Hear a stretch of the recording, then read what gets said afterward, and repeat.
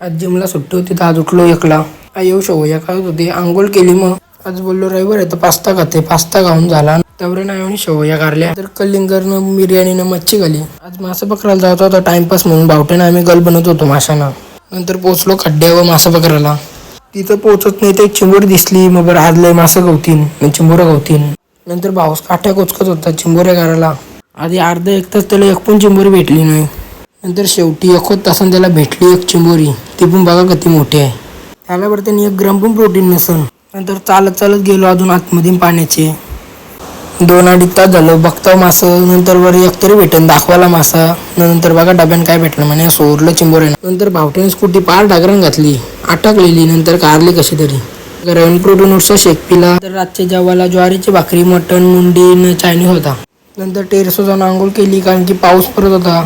आता फक्त काही महिन्यान बघा बॉडीची साईज कशी होईल. तर नंतर